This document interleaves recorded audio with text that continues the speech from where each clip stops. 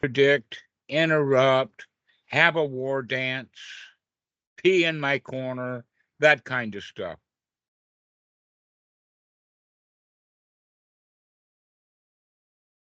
All right, so welcome to the Sunday afternoon call. It's 4 p.m. in Thailand time. We've got several friends who are in Thailand. David, you still? I can see the background. You're still at your. I know where you are. In fact, you're still at Wat Suan Mok. How is Wat Suan Mok? I love it. Can't complain. I got my own room. I mean, no one ever comes in here. It's a dormitory, but no one ever comes in here, so it's nice. It depends upon the time of the year. In fact, in May, it's going to get really crowded. But that was before you moved in. You were over at Wat Khao Tum then. Yeah, May 21st, I left Wat Khao Tum and came to Wat Suan Mok, May 21st. All right. Yeah. So the first question that we'll talk about has to do with, let us say that Western Buddhism is all over the place. It's all over the place for several reasons. One is that Westerners who have learned Dhamma have learned it from people who were already all over the place, and that there is a specific teaching of the Buddha, and that Buddhism is vast, and the teaching of the Buddha is quite small. But that's true also about truth. I mean, non-truth is vast. We have Star Wars and Star Trek and cowboy movies and all kinds of stuff, but the reality is right here, right now. And the easy example of that would be, Ross, how old are you? I'm 36. Okay, I ask you again, how old are you? But this time, lie to me. I'm 21. All right. I ask you again, lie to me again. I'm 65. All right. Lie to me again. I'm 142. Now we're going someplace. Lie to me again. I don't know when I was born. Well, neither do I, but they kept records. And I believed them.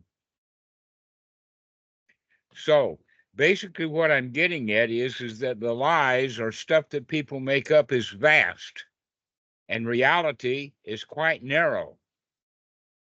Does anybody have any disagreement with that? That truth is somehow bigger than the lies that we've been telling? All right. So one of the very first, or let us say early lies that really, really stuck was lies that were in the Visuddhimagga. And one of the things that are in this Visuddhimagga is that they have the idea of 40 meditations. They took a little bit here and a little bit there. They made 10 of the charnel ground meditations, which, by the way, the Buddha abandoned very early in his career and didn't teach it anymore. They put the Brahma Viharas, they put the jhanas, they put all kinds of stuff in there to count up to 40. Nowadays, when we go to the yoga class, they've got 3 or 4 new meditations. People are making up meditations all over the place. But the Buddha actually only taught one. Does anybody know what the one meditation that the Buddha taught? David, I know you know the answer to that. Anapanasati.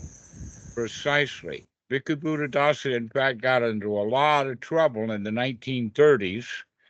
And this is one of the things that he was, let us say, called up to a Sangha Dasasa. I don't know what the word would be. A tribunal is 3, but he had 20 judges. And he made that statement that the Buddha only taught one meditation. And boy, did he get a bunch of monks angry. But they did a literature research because after all, he was in Bangkok. He was in the Pali capital of the world. They have all kinds of university classes and Pali classes at the various schools. And so they sent a whole lot of monks into the Pali. And he was proven right. There is no place where there are 40 meditations that they all have to do with just one. There is only one meditation. And in fact, I would go so far as to say that we've even got a problem by using the word meditation.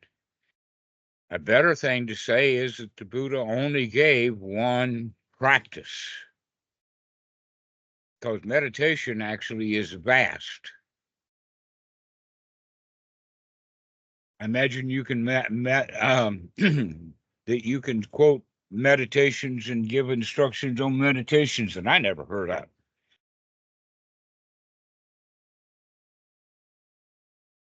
Most of the meditations, however, are, let us say, within a group.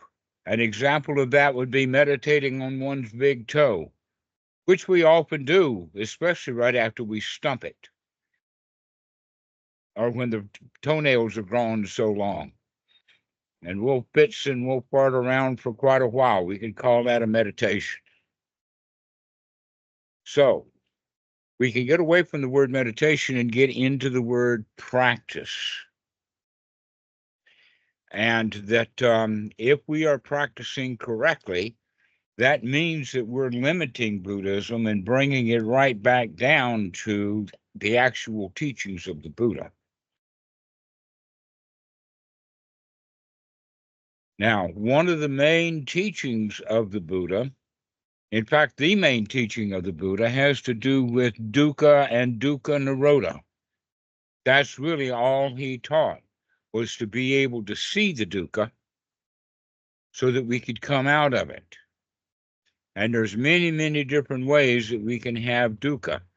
We can have dukkha in the sense of the thoughts that we have, and we can have dukkha in the sense of the attitudes that we have. We can have dukkha in the sense of the body not cooperating and giving us messages we don't want to hear. In fact, we can call those messages pain. They're just sensations. But the main thing is that the basic dukkha comes from the perspective of the Vedana, or the feelings. In other words, if you stump your toe and you like it, then there's no dukkha there. But if you don't like it, there's the dukkha. And so we can say that, in fact, the main problem with dukkha is that we don't like something. And often when we don't like it, we think that it's a problem to be solved, and we start paying a whole lot of attention to it. Who has a cure for a stumped toe? Anybody? We didn't break it, we just stumped it. So we don't have to put it into a cast. And toe casts are interesting things anyway. So does anybody have a cure for a stumped toe? Yeah. Yes, go ahead.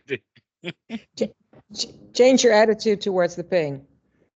Actually, yes. Another way of talking about it is that we can distract ourselves. We can go think of something else. And those are very close together, because I can change my attitude of, wow, I'm going to watch where I'm going at night. I'm going to start paying attention, so it can be quite a learning process. But ordinary people are going to say something like, well, why did they move the couch? Blame somebody else for the fact that we're not watching where we're going. So the right way to handle things then is to start paying attention to the way we feel, and recognize that the way we feel comes from the attitudes that we have, which give rise to the thoughts that we have, and the thoughts are then going to lead to the feelings. And if we can adjust our attitude and adjust our thoughts, and adjust our posture from time to time so that we're sitting comfortably, then eventually we'll be able to control our own feelings so that you can feel the way that you want to feel rather than feel the way that you were taught to feel and the way that you grew up haphazardly feeling this and that. This is the actual teachings of the Buddha. And yet look how many different spiritual practices you'll find all over the place. Yoga and meditation. And in fact, that's kind of interesting about yoga. The women get all kind of bent out of shape, but they like it because they can bend themselves out of shape. But then when their husband comes home, they get really bent out of shape in a completely different way. And so yoga, in fact, is not a liberating practice. Most of the practices of meditation and all the various forms and kinds of meditation is not liberating. What is liberating is the ability to make the change, to come out of the unwholesome thoughts into the wholesome, to come out of our unwholesome attitudes into the wholesome attitudes, to start to have some influence on the way that we feel so that we can feel the way that we want to feel. Mikey, if you could feel the way that you wanted to feel, how would you feel right now? I would feel just fine. Uh-huh. Do you feel just fine right now? Oh, yeah. Okay, well, then that's all there is to it, is you can feel the way that you want to feel. And over time, as you could recognize, you can feel or want to feel various things. And so you're not hooked on when I ask you right now, how do you want to feel? That doesn't fix it for all time. It fixes it only for this moment. And the next moment, you want to feel differently. So, Ross, this is in the direction of the question that you ask. I would say that the reason that Buddhism is so vast is because people make stuff up and have been for centuries, and calling that the teachings of the Buddha, or actually just call it Buddhism. So, in fact, I would like to, for myself and up to you, can take the word Buddhism and give it to those people who claim that that's what they are. I might, in fact, call them binos. That's a new word. But the better word to use for the teachings of the Buddha would be just that, the teachings of the Buddha or the Buddhadasa, or maybe just Dhamma.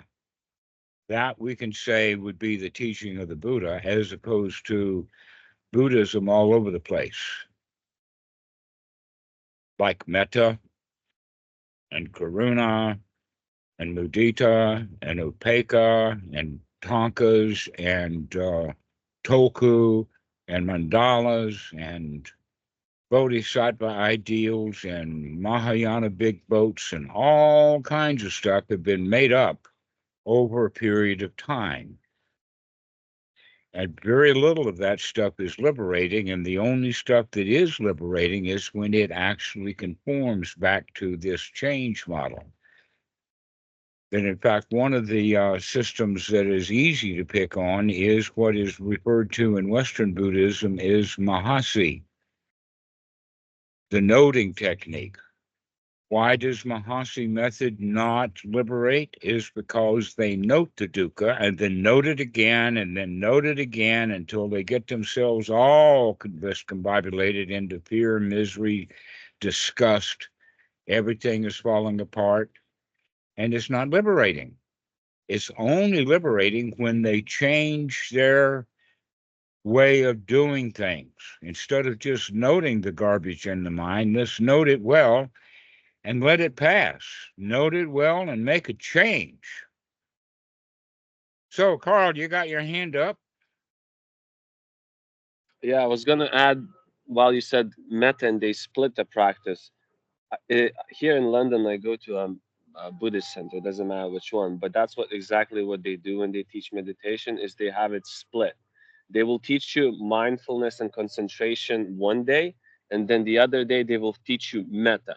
And I found it completely backwards because one day you're just noting and you're just sitting there in pretty much dukkha or counting your breaths, and then the next day you're trying to apply the same concentration you learned into objects like people, worlds, like happiness in the whole world or happiness for other people, but nothing There's to no do with you, happiness in nothing the to do, meditation hall. There's nothing no to do with happiness. you. Exactly, nothing to do with you, just like same old. And they repeat these practices instead of combining two of them. That's why I find it like super bizarre. Exactly. I have seen that practice. I've been part of that kind of a practice, to where they go from one kind of dukkha to another kind of dukkha. And then they practice two kinds of dukkha they call meditations, and neither one of them are liberating. There's just more dukkha there. Okay, Deidre, you got your hand up for a long time. Yes, thank you. I see you're wearing your choir robe again. Yeah. Yeah, no, about the stump toe again. Sorry to bring it back. Yes, let's get stumped on that one. Yeah, that's so the mind is the forerunner, you always say. So it starts in the mind and then you feel something. That's how I got it. Maybe that. So if you stump your toe, there's not much thought before you really feel pain. But then, if I get it right, then you get your thoughts about your toe being stumped. And that's where you can add the practice of meditation of saying, well, I have control over my thoughts. I can take this in another attitude or think differently about it. Is that correct? Yes. Let me fill in something with that. There is a story in the sutta.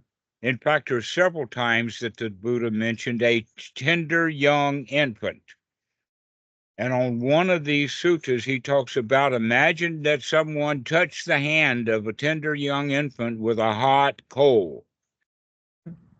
Okay, and that hot coal then is going to be responded to by the infant by withdrawing the hand.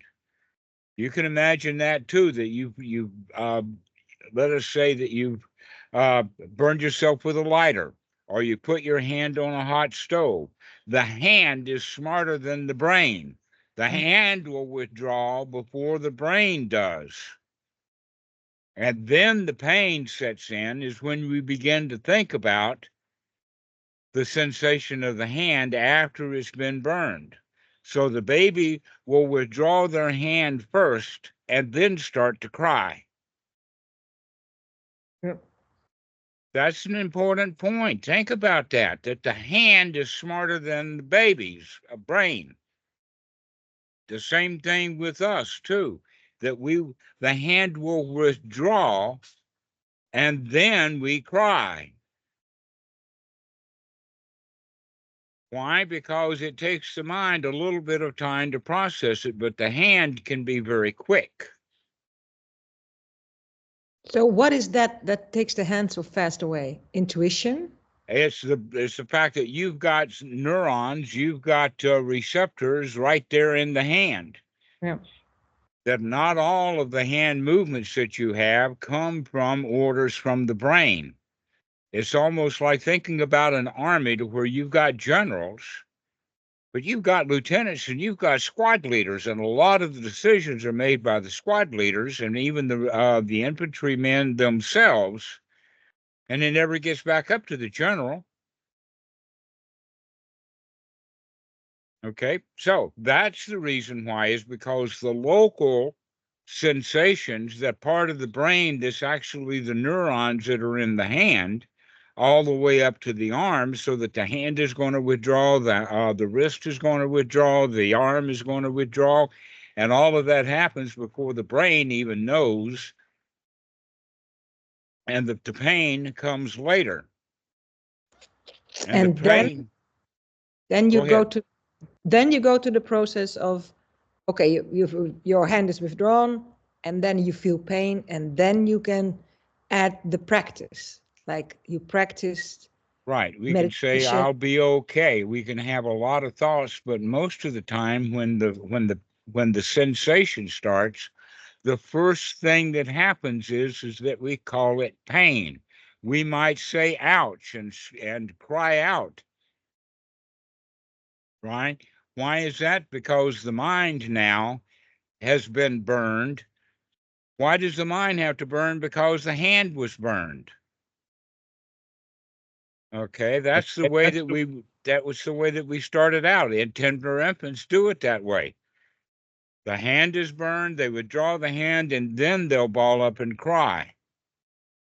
Isn't that the way that we do it too? Somebody says something to us and we withdraw like that, and then we start thinking about it and we get all unhappy. Yeah. So All it's right. actually the same reaction is also in like in human relations or whatever.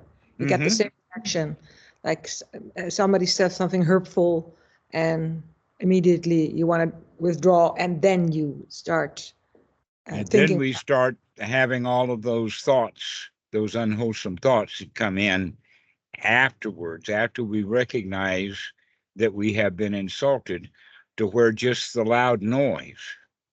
Okay. So, this is the way that we can then begin to practice is how fast is the mind to be able to come into play? Does it have to have that long, let us say, as long as 300, maybe 400 milliseconds? For a tender infant, it may be a half a second or longer because their brain's not fully developed. To where, let us say, in a martial arts bout, and this guy throws a punch, the martial artist is going to respond to that before he gets kicked. All right. Can we do that mentally? When somebody argues with us or if somebody insults us, can we withdraw from that and stay withdrawn and not ever get hit with it? Okay. So here's an important point, and I'll make this, but I want to get to Anna's question because this goes back to the question that Amrit was asking. And that is that the hand got burned, but the baby didn't start to cry until they made the connection. It's my hand. That's me that burns. And that's when we really don't like it. That in fact, that perceptional process that we go through that brings the concept of I, me, and mine into it. This is why the Buddha was talking about, first off, dukkha, dukkha nirodha is what he really teaches. But one of the ways that we find dukkha is by owning it, by identifying with it. So when somebody insults, you can just see an insult. You can step right out of the way, but we get pain when we stand up and become the target and says, that's me, he's insulting. And a better thought to have would be, wow, he's throwing insults at people he doesn't even know. He missed me. There's no me there to hit. So, Anna, go ahead. You've got a question long-standing now. By the way, it's so glad to see you.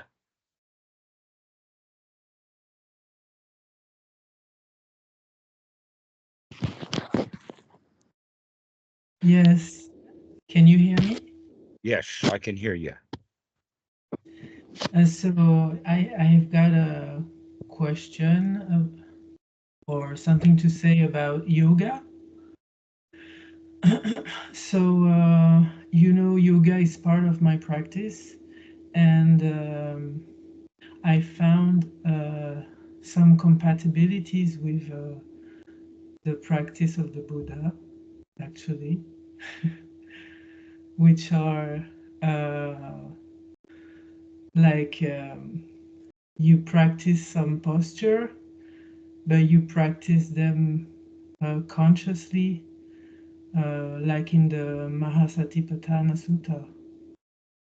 And also, if you use breathing techniques or only breathing, simply breathing while doing your posture is also a way to practice anapanasati while moving your body, and just relaxing and being aware of the movement that you are doing and the sensation that you have in your body, and seeing the reaction of your mind, and change them whenever you need to change them while moving your body. So I don't know what you think about it, but like this is the way I practice yoga actually. Okay. Here, let's start with this. The Buddha was very big on walking. He walked everywhere he went, and he walked every day, perpendibat. And that one of the kind of terms that we use when about walking is one stretches one's legs. We get them flexible. We move around when we're walking. All right. Now, the whole point about yoga is that you're not walking. You're sitting still. You're in one place. Now, here's the reason why yoga got started. In the really, really old days in India, thousands of years ago, they didn't have furniture. Furniture was invented in Europe when it got cold to get your butt off the ground. But the sitting on the ground has been common for humanity for many, many centuries. And that then yoga was the ability to just stay on the ground and start to stretch. Now, there's actually the point would be that meditation in the form of sitting practice predated the Buddha for centuries. That the rishis and the wanderers sat around, and many of them were what they would call cave dwellers. And it was the ones who were in the caves who invented yoga in the sense of let's stretch the body rather than having to leave the cave. Especially says between here and the entrance of the cave may be a whole nest of snakes. Let's just sit here. And so this is how yoga got started. Was the sense of let's stretch our legs. And now in modern yoga, there's no end to it. Yeah. There's just no end to it. They want to Yeah. stretch everything, get everything all bent out of shape. But the entire original position is to be able to stretch your legs and come out of the sitting posture. And then after the legs were relaxed, to feel good, right? Yeah. So you can get out of the posture, stretch your legs, and then get back into the posture, and that would be the yoga. But yoga, also you've heard probably words like bhakti yoga, kriya yoga, that kind of stuff. Is the word yoga actually does not mean what they do on a yoga mat at yoga halls in the West. That yoga actually is the word for work, and it is closely aligned with the word yoke in the sense of what you would put on a horse or a cow to have them pull a plow. So the word yoga actually has the quality of work to it. But the original yoga was merely just to stretch the legs. And now look how far they've taken it. Yeah. All right. So, but the problem is that yoga teachers are trying to do two things. They're trying to get their body fit, and there's no end to what fit means. And they're trying to make some money out of it too. Well, there's a third reason, and that is that all the young ladies in the yoga class get to visit the teacher privately, and there's those kind of things going on. But yoga and modern day yoga has gotten quite complicated to where, in fact, the original yoga was merely stretching the legs. So, Ross, you got your hand up. Yeah, I suppose what Anna was saying there was kind of getting to part of what my question was about. In that, can you practice in different ways in different situations? Use that part of your deliberate practice, like daily. It's like something I do similar to yoga in the morning, just to get my body feeling less stiff. But I use that I do deliberately, like use my breath and kind of use that to kind of feel, I suppose, more whole, like have more wholesome thoughts and things like that. But like, you just stole my line. I was going to talk about that, and that is that while you're doing the yoga practice, that's the time to practice yoga in the mind too, to stretch your mind out of the unwholesome thoughts into the wholesome. Yes, I mean, I think like can we have more of a deliberate daily practice that's not just the four postures, like the sitting, standing, walking, reclining? Can we have more movement? Can we like have a deliberate practice that's like cleaning, like sweeping the floor? Does that count? But also, well, I think just that for now. There's probably a little bit more that I was going to ask as well. It's interesting that you would mention sweeping, because the Buddha mentioned the sweeping in the sense that when the young monk is sweeping the temple, and the sweeping, by the way, is an old practice that predates the Buddha. In India, they didn't have streets or roads. All they had was paths, and most always the paths were through the woods, which means that on the path, if you've got leaves falling out of the trees, there's all kinds of stuff that are going to be on the path. Sometimes it's even hard to see where the path is if it hadn't been walked on. So the idea then of brushing the path with a broom predated the Buddha, and so he talks about that when the young monk is there sweeping the path to get the leaves out of the way, and also the frogs, the snakes, the worms, and other things like that, that his mind is on the Dhamma, not on the sweeping. So the same thing then would be true about the yoga practice, the stretching of the body, or whatever activity that you've got going. The real intention is, can you keep coming back to the Dhamma? Can you keep coming back to the reality of the moment that, wow, the Dhamma is really great. Wow, the Dhamma is liberating. Wow, I can hear what's going on inside my head, and I can be free from it. So paying attention to the Dhamma over and over and over again is something that young monk would do while he's sweeping. And in your case, while you're doing the yoga, you can have that idea of, is this yoga position wholesome, or am I stretching too far? And is the thought that I'm having about what my desires are about the yoga postures, are they wholesome? In other words, am I merely doing this yoga for the relaxation and the stretching of the body in a wholesome way, or am I trying to be one of those super duper yoga teachers that's got to go all through many hundreds of postures and put your videos on YouTube to show how flexible you are? So it becomes an ego trip.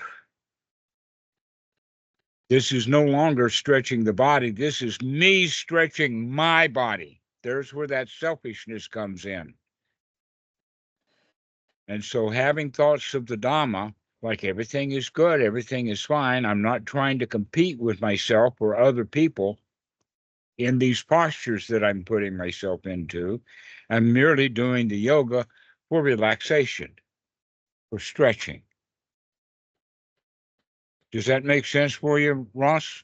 Yeah, and I think just do a bit is just those things that I suppose a lot of Asian people do in temples, like prostrations and lighting incense and chanting, things like that. Do you think they're valid as long as you have the same approach?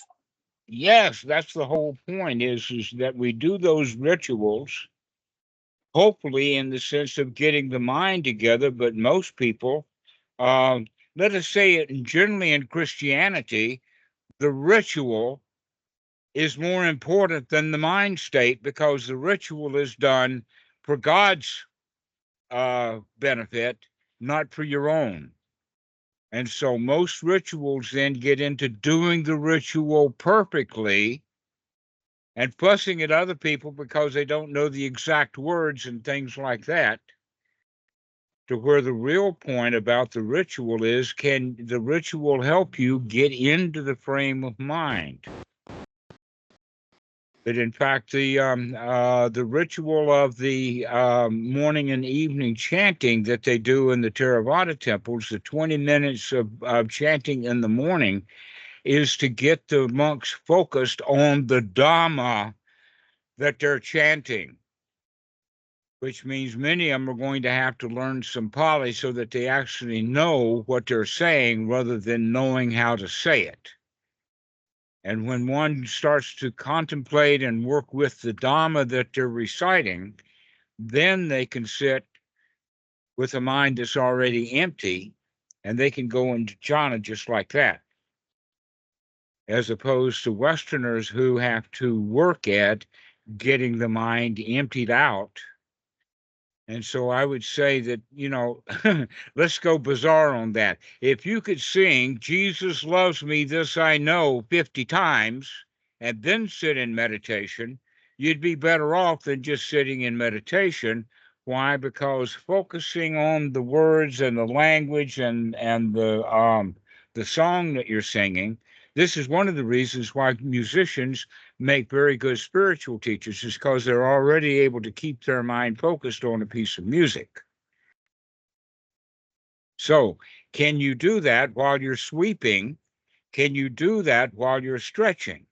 Is to keep your mind focused on the Dhamma. Dietrich, go ahead. Yeah, I just want to make a remark about the yoga. I've been practicing yoga for 30 years now. I always understood that yoga is a preparation, a ritual before going into meditation. Yes, exactly so. That's the right attitude precisely. But on YouTube, the postures, that's what it's all about. Can the girl get into those difficult postures?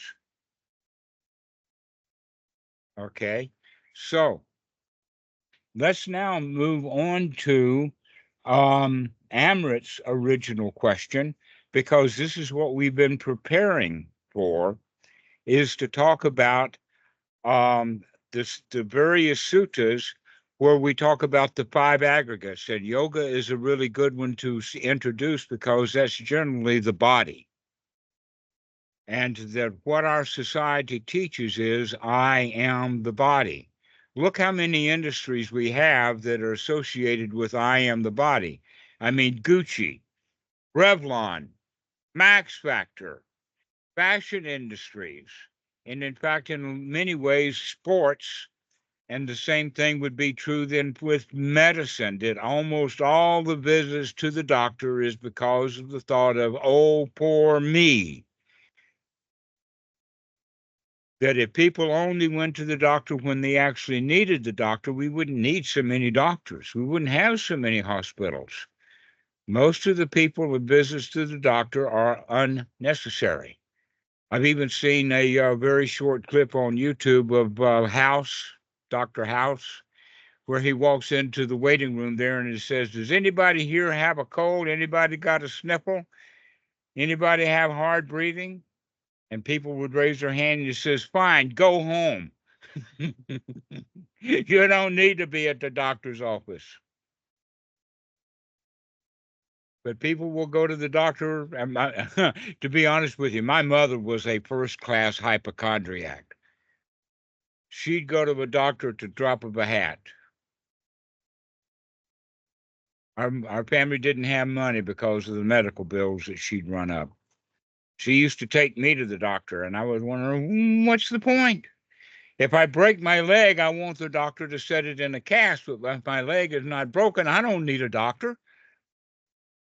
But when people attach to the body and there's any aches and pains, I mean, look at the crisis in the medication system where people are on fentanyl and their own opioids and all of that is because they're afraid of their body. And the doctors will make a huge profit off of them by giving them medications that they don't need. So the right thing to do is to pay close attention to your body so that you will know whether you need help with it or not, rather than going to the doctor because, oh, poor me. And so much of the society that we live in is built around attachments to the body, whether it's amusement parks are all associated, especially with the thrill rides. People want thrills in the body. They want let us say this way, they want safe terror. That's why we go to horror movies. The kids love horror movies. Why? Is because it's not real horror. It's a safe kind of horror, but they can feel horrified anyway, safely. They like those feelings in the body. And that this is one of the points that the Buddha made is that there are actually 5 aggregates. We have the body, and with the body, we have consciousness. The body knows. We have eyes, ears, etc., like that. And so we associate then with the body, oh, these are my eyes, and this is what I see. This is what I hear with my ears. And so we attach strongly to our consciousness, so much so that we want to be conscious even after death. The Christians can do without a body, but they can't do without that consciousness. I mean, what's the point of going to heaven if you don't know it? What's the point of being in hell if you don't know you're there? And so this is the point of consciousness. And the Buddha says, pay very close attention because consciousness is dependently arising. Sometimes you're conscious, sometimes you're not. Sometimes you're ear conscious and you're eye conscious, and then you're back and forth. And sometimes you're not conscious at all about what's going on in the outside world because you're playing with your own windmill of the mind. And that's all you're conscious. So recognizing that you're conscious of various things, and sometimes, like when you're asleep or on opioids or whatever, you're not conscious at all. If we can understand that, then we can see that consciousness is dependently arising, and it is not me. It's not you. It's just consciousness. So we have the body, the consciousness, then we have several more. One is perception. An example of that is my thoughts. I think this, therefore these are my thoughts, and because they're mine and I'm a good person, my thoughts must be true. In fact, the reality is almost every thought that you have, every thought that you've ever had, you borrowed from someone else. Very rarely does a human have an original thought. Get over it. The thoughts that I'm having and the thoughts that I'm teaching in this class and on Skype today, they're not original. They don't belong to me. This is stuff that I've learned from other places. So we attach to our perception. We attach to our consciousness. Another thing that we attach to is our past. We attach to the past in the sense of that's who I am, our identity. And one of the things that's built into our past is all the rules, all the woulds, shoulds, coulds, ideals, everything that you've learned that you can think about, it doesn't belong to you. A good, easy way to see that is when you're dead, what kind of thoughts, what kind of perception are you going to have? What kind of past does a dead man have? For him, he's dead. He doesn't have a past, but the people who read books about him, they have his past, but he doesn't. He's dead. So when our perception, when our consciousness, when our perception and thoughts and our past are not ours, guess what? There's one more, and that our feelings are not ours. And yet we attach probably to our feelings more than anything else. We put it into our language. Like, I feel sad, I feel sick, I feel tired, I feel frustrated, I feel anxious, I feel uptight. All of these feelings, by the way, are almost always based in negative feelings associated with fear. Very rarely do we go around saying, whoopee, I'm happy. Wow, everything is okay. We have to actually practice that because that's not part of our habit system. This is why the Buddha teaches that we have to start practicing wholesome thoughts, because wholesome thoughts by their very nature are not selfishly oriented. And yet everything that we've been doing all of this time is associating ourselves with the body, the feelings, the thoughts, the perceptions, our past, and our consciousness. Always I, me, mine, always I, me, mine. And these five aggregates don't belong to us. And so we have to practice having wholesome thoughts. We have to build up a new memory system. Get rid of the old one because it's delusional. We were delusioned when we saw it. We delusioned when we stored it. We delusioned over time with it just sitting there. And then when we remember it and pull it out of our memory, we bring it out in a delusion. So we're not very good at remembering things.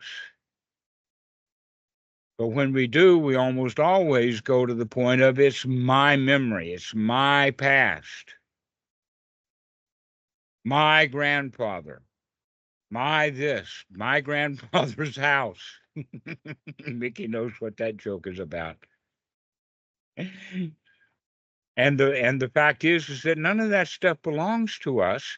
Can we practice being in the here now? Because that's all you really do have. So, Amrit, did you get the point about the five aggregates? They're not me. They're not you. They're just part of reality. And Yes. when we attach to Conceptually, them, that's dukkha. Go ahead. I'm saying, yeah, conceptually, I understand it. But if somebody insult me now, I would be upset for a while. So it will take quite a while to keep reminding myself, oh, this was not me. Right. So why don't you start practicing reminding yourself that it's not you, so that when that insult comes, we are already well skilled at that's not me he's fussing about. That's not me he's criticizing. He's criticizing something out of his own mind.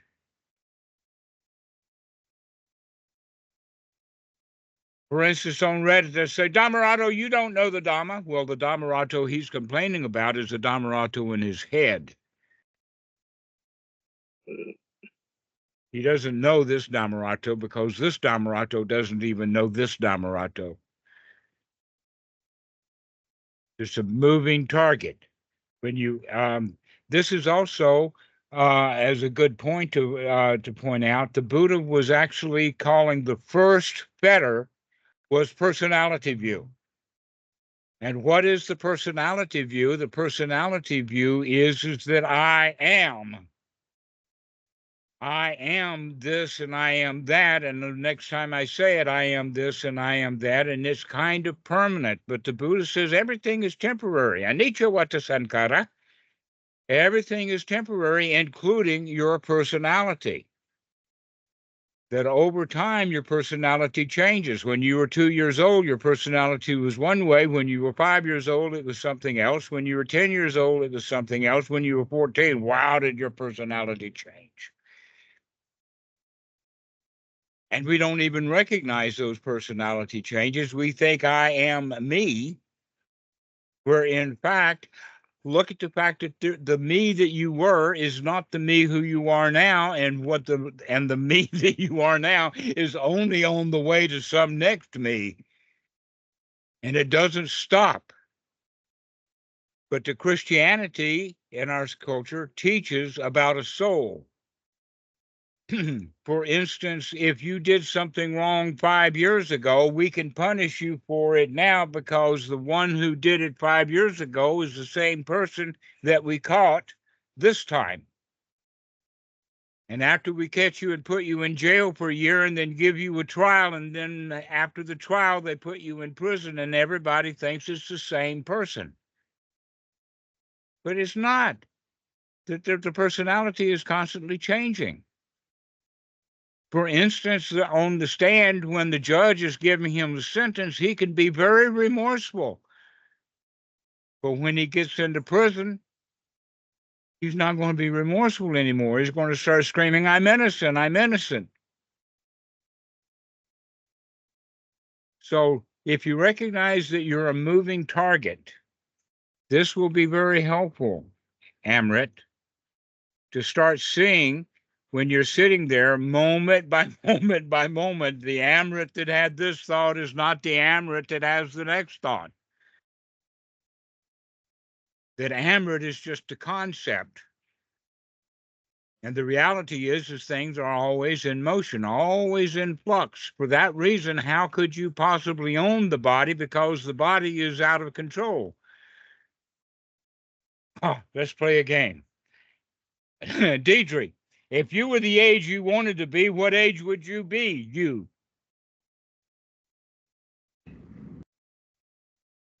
That would be the age I have now. All right. But you didn't think that before. In fact, you made that up right here on the spot. You're trying to be cheeky with me. Well, let's say I would like my mind to have the same age. I would prefer my body to be a little bit younger. Yeah, Well, why is it the young people want to be older and older people want to be younger? And can you see that that's the personality change? You're not the same person. No, I would like to have my same mind, but the body can be 25 years younger. That would be nice. Mm-hmm. Before Well, I don't care whether I remember everything or not. That's the funny thing about those who no longer take their memory as important wind up having a really good one. And those who think that their memory is important as my memory, they wind up making a bunch of stuff up. Instead of recognizing that it wasn't Beard Street at all, it was Dill Street. Mikey knows that joke too. That's where Grandma's house lives. Yeah, well, actually, exactly. That's the whole point. Actually, Grandpa lived at the corner of Wallace and Park. And we lived at the corner of Dill and Park, but I grew up thinking that it was Beard Street. So now that I can look at the map and see that Google's probably knows more about Shawnee, Oklahoma than I remember 50 years ago, I'll just take it for granted that, hey, memory is it ain't what we want it to be. It's a mess. We don't remember things the way that we want to remember it. It takes work, or actually it takes repetitive work. I've seen somebody on the internet say on our Skype group that strength comes from having to put up weight, that you have to have tension. And the answer to that is no. Strength comes from repetition. Okay. How do the bodybuilders get strong? Is because they do it over and over and over and over again. They're in the gym all the time, pumping and pumping and pumping and pumping. That's the repetition that they can yank or jerk 300 kilograms only because they've been repping and repping and repping with smaller weights for a long period of time. So let's take that as an example, that when you guys, the Dhamma dudes who are out in the world lifting the heavy weights of other people being attached to you, recognizing that we needed to do those reps in our own mental gym. That's where we do the reps over and over and over again. This is not me. This is not mine. Wow, everything is nice. Everything is okay. And we start practicing the Dhamma over and over and over and over and over again. And when we do that, then when the trials and tribulations from the society come up, it's, what, me? That wasn't me. What, me worry? Let's all become the Alfred E. Newman that we've got inside, that we're not going to worry about anything while we're practicing. We practice not being worried so that when the reality comes up in the world, we can handle that too. But we have to practice over and over and over again. You've heard me say that over and over and over again. We have to keep practicing. Put in those reps. This is not me. This is not mine. This is not my body.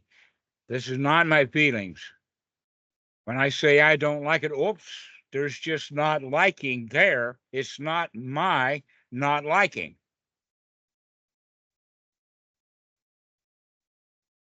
So this is the practice, Amrit. This is the way that we practice that it's not mine. Why? Because when it is mine, that's going to bring the dukkha. But when you see all the politics and everything going on is not my business, then you're good.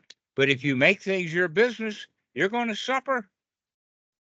You're going to be disappointed. You're going to be unhappy because the things that you own, you don't really own. That's a lie. For instance, how many millions of people say, I'm a Democrat, and how many other millions say, I'm a Republican? Guess what? None of those people run the party. They doesn't belong to them. They can't say, I am a Republican. Even the Republicans who are in charge, it's not theirs.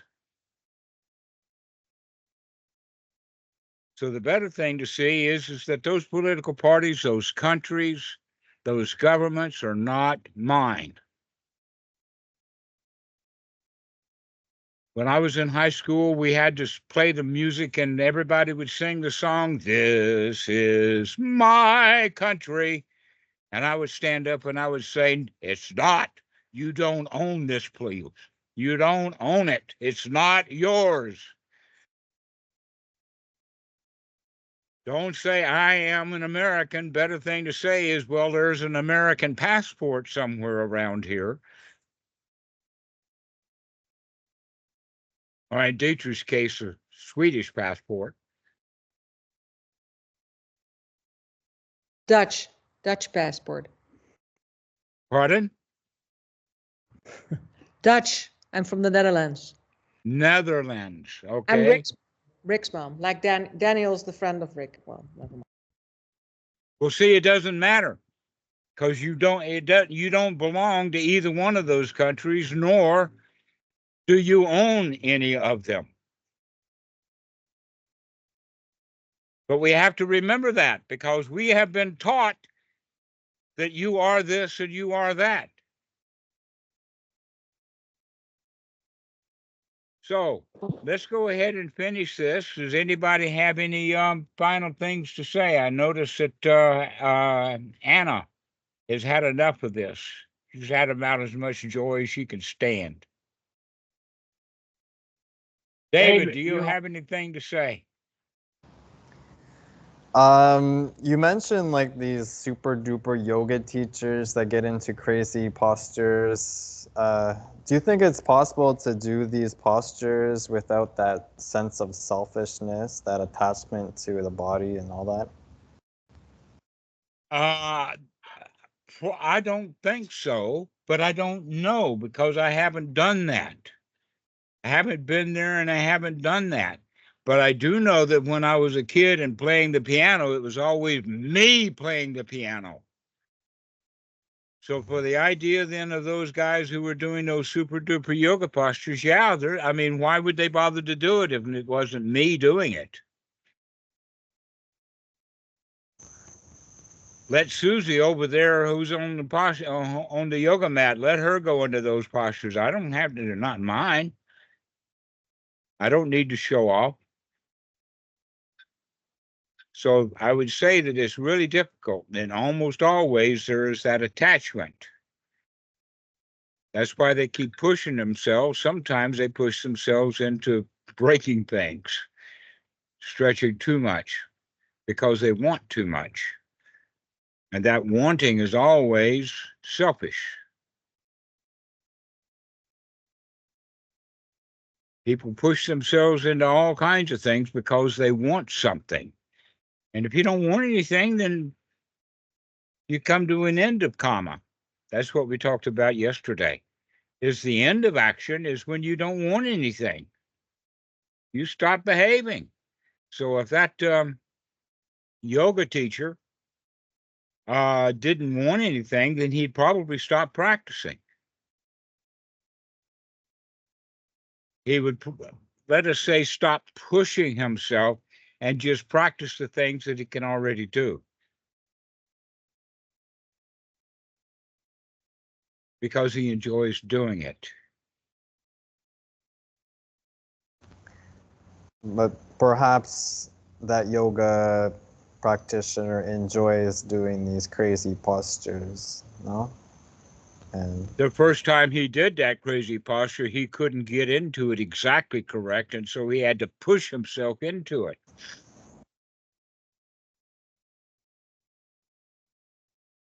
The body was saying, oh no, I don't go there.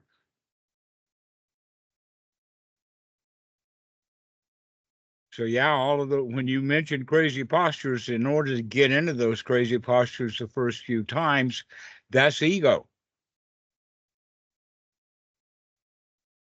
Can I make a remark? Yes, please do. I think it's really actually a bit crazy to make yoga into a competition. Because as I said before, yoga is really like a What it preparation. originally was, yeah, it's relaxation, isn't it? That's what the whole point of yoga is to relax. And yet these guys in these crazy postures are not relaxed. Why should you compete with that? It's really, well, anyway, that's just I a remark. am. It's the selfishness. It's the I am. I'm the one who can do that posture. I want congratulations. I want a video. I want to get paid. I want in Guinness Book of World Records. That kind of stuff. Carl, you raised your hand? I was gonna say it's just the same thing as meditations. Is the more meditations you can develop, the more attention you can get, the more postures you can get into, the more clients you can get. It's the same thing for all of it. Right. That's why I'm going back to what Ross asked originally. The reason why Buddhism has developed into this huge, vast thing is because of all the egos that have been put into it. Where the original teaching to the Buddha was to come out of the ego. And there's some very simple practices to do that, but we have to do it over and over and over again. And yoga is all about doing all kinds of things. You get one yoga posture, now you got to do another one. There's no end to the yoga postures. The question would be, the actual question is, can you be free from suffering? And you see that you drive yourself into crazy postures. And now I'm not talking about just yoga postures. Look how many different crazy positions we put ourselves in.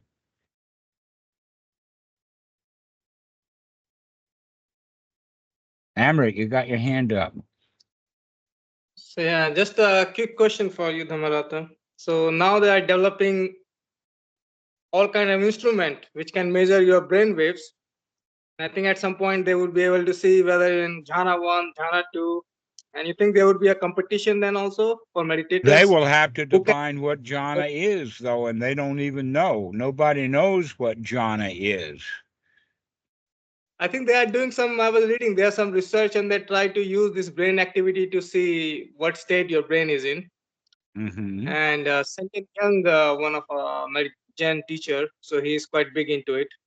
So he's also working with some researchers to develop these instruments. I think there could be like an Olympic level competition Mm-hmm. for meditators as well. Is Jonas still here? Yeah, he's still here. Jonas, I want to answer one little question for you, because what we've been talking about actually is quite pertinent, and that is that when other people are attached to you, they cannot be attached to you that's the you, and that when you see them attaching to you, that's your ego more than theirs. They can attach to you on their end of it, but that doesn't bother you. It's okay with you that they attach.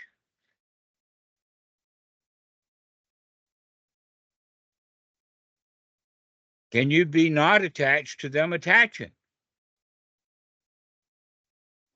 Yeah, I think like this might be the better question. Yeah, how to let go of other people's attachment and expectations of us.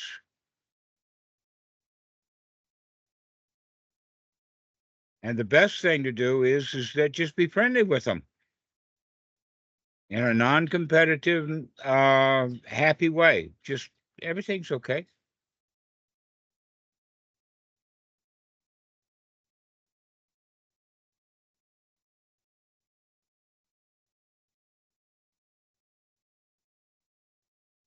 So anybody else got any small things to say before we leave? I'm really glad to see you all here. Thank you for coming. I'm so glad to see you again, Dhammarato, up and running again. It's really nice. Yes. I don't know, it doesn't make any difference, but I still send out a little prayer for your health, and maybe it helped a little bit, or maybe you felt it. Never mind. Maybe it made you feel good. Yeah, and maybe it's why I'm like a priest.